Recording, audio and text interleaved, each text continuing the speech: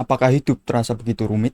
Seringkali kita terjebak dalam kekhawatiran dan juga tekanan yang membuat kita tidak bisa menikmati hidup dengan sebenarnya. Tapi ada satu konsep yang bisa memberikan kita kebebasan dari semua itu, yaitu konsep bodo amat.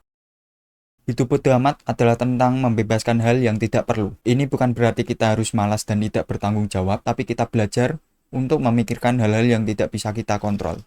Bodo amat bukan berarti kita tidak peduli dengan segala sesuatu. Tidak ada yang bisa dikagumi oleh orang yang tidak peduli terhadap apapun. Bodo amat berarti kita nyaman saat menjadi berbeda. Lalu, apa yang membuat kita memilih hidup bodo amat?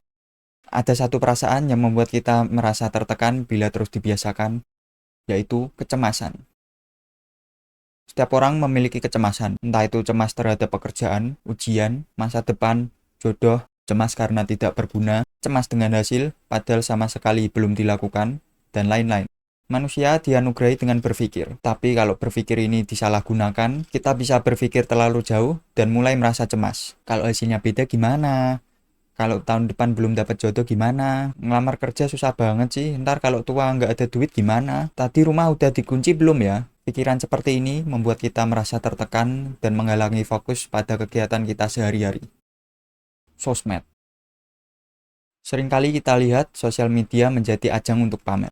Entah itu mobil mewah, rumah mewah, atau seseorang yang pamer dengan pekerjaannya yang layak, sudah pada menikah, sementara kalian cuma tiduran di atas kasur, mencuci piring, menyapu, dan membuat kalian berpikir bahwa hidup kalian nggak berguna. Mengapa saya diciptakan? Untuk apa saya hidup? Adilkah mereka punya mobil, saya enggak, merasa marah, dan melakukan dosa-dosa yang seharusnya tidak perlu dilakukan. Dengan memutus semua hal yang membuat kalian merasa cemas tadi, akan menyelamatkan hidup kalian. Hidup gua kok buruk banget sih? Tapi bodo amat lah, emang takdirnya kayak gini, semua sudah ada yang ngatur. Santai dulu gak sih? Dan kalian mulai mengepus hari-hari kalian dengan kemampuan semaksimal mungkin, tanpa overthinking, cemas, dan fokus dengan apa yang kalian tuju. Ketika kita hidup bodo amat, kita tidak terlalu terikat oleh kekhawatiran dan rasa cemas. Kita bisa mengambil resiko baru dan hidup lebih bebas dan juga berani. Salah paham.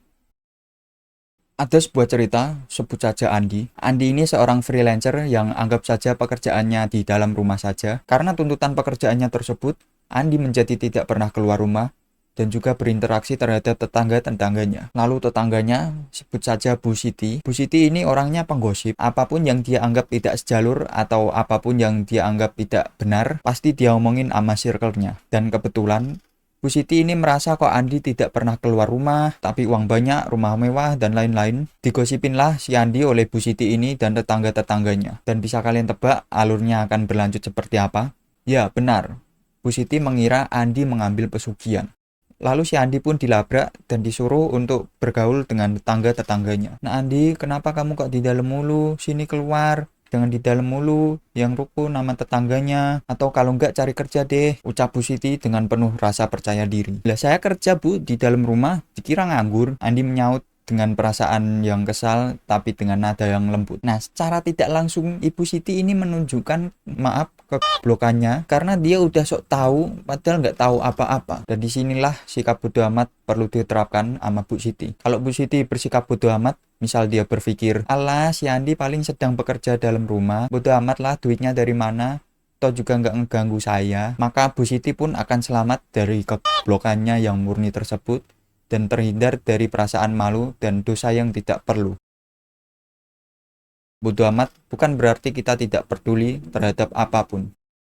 Kita semua setuju tidak ada yang bisa dikagumi oleh orang yang tidak memperdulikan segala hal di sekitarnya.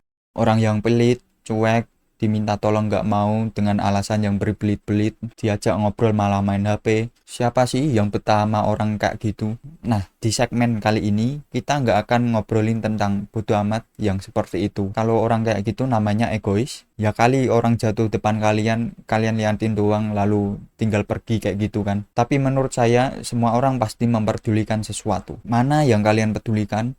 Mana yang kalian pilih, dan bagaimana cara agar bisa merasa masa bodoh terhadap hal yang tidak berguna. Sahabat saya dibully hingga kena mental dan gak mau berangkat ke sekolah. Kalau saya bodoh amat terhadap peristiwa tersebut, saya pasti cuma menonton penderitaan teman saya, sementara pembuli tersebut hidup berkeliaran bebas dengan santai dan tidak ada beban sama sekali. Saya memberikan pelajaran kepada mereka semua. Kalau bisa sampai hancur hidupnya. Bodo amat dengan resiko atau apapun yang menghalangi. Ilustrasi ini bisa disimpulkan bahwa saya tidak merasa bodoh terhadap apapun. Saya juga punya rasa peduli. Dan yang saya pilih adalah masa bodoh dan tidak ambil pusing dengan semua halangan yang akan terjadi ketika saya membalas pembuli tersebut. Orang-orang seperti ini membuat saya kagum. Mereka tidak peduli dengan segala kegagalan atau hal yang memalukan yang mungkin akan terjadi. Mereka tahu kalau hal tersebut lebih penting daripada hidup mereka sendiri.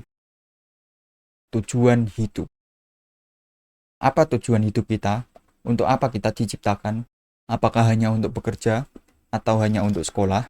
Apakah kita hidup hanya untuk menunggu kematian? Semakin kita memikirkan hal tersebut, semakin kita sadar bahwa kita tidak punya alasan untuk hidup. Sebagai seorang muslim, tujuan hidup saya adalah menyembah Allah dan juga menjauhi larangannya. Kalau tujuan kalian mencari kebahagiaan apa yang kalian cari? Bagaimana ukuran bahagia seseorang?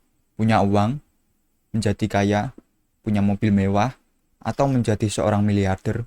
Terkadang, menjadi kaya pun memiliki tanggung jawab yang besar. Tidak sedikit orang yang kaya tidak merasa bahagia hidupnya. Dan dengan bodo amat, kalian akan lepas dengan semua hal itu. Kalian mulai menghargai semua momen kecil dalam hidup kalian. Harta benda tak bisa kalian bawa mati. Jadi bodo amat dengan segala hal yang belum kalian capai. Dan bersyukur kepada Allah Subhanahu wa Ta'ala. Saya pernah membaca suatu riwayat dari Sahal bin Sa'ad radhiyallahu anhu tentang nasihat malaikat Jibril yang datang kepada Nabi Muhammad Shallallahu alaihi wasallam yang lalu berkata, "Wahai Muhammad, hiduplah sesukamu, karena sesungguhnya kamu akan mati. Cintailah siapa yang kamu suka, karena sesungguhnya kalian akan berpisah. Dan berbuatlah sesukamu, karena sesungguhnya kalian akan mendapatkan balasan setelahnya." Jadi segala harta benda kalian gak akan dibawa mati. Tapi bukan berarti kalian hidup dengan malas-malasan, karena hidup juga butuh makan. Hidup bodo amat juga membuat kita mendapatkan perspektif yang lebih luas. Kita menerima bahwa hidup terkadang tidak adil dan terkadang ada kejadian di luar kendali kita. Kita semua pernah merasa gelisah tentang masa depan ataupun dengan hal-hal kecil yang seharusnya tidak perlu kita khawatirkan. Kita terlalu terpaku terhadap ekspektasi orang lain dan juga kesempurnaan yang tidak realistis. Namun saat kita menerapkan konsep hidup bodo amat, kita fokus dengan apa yang benar-benar penting dalam hidup kita. Kita lebih terhubung dengan diri sendiri dan menemukan kebahagiaan sejati di dalamnya. Bodo amat adalah kunci untuk hidup selamat dan tidak terlalu pusing ketika punya masalah. Jadi, mari kita bersama-sama praktik hidup bodo amat. Bukan berarti kita mengabaikan tanggung jawab dan tidur seharian, tetapi kita belajar untuk tidak terlalu terikat oleh kekhawatiran yang tidak perlu.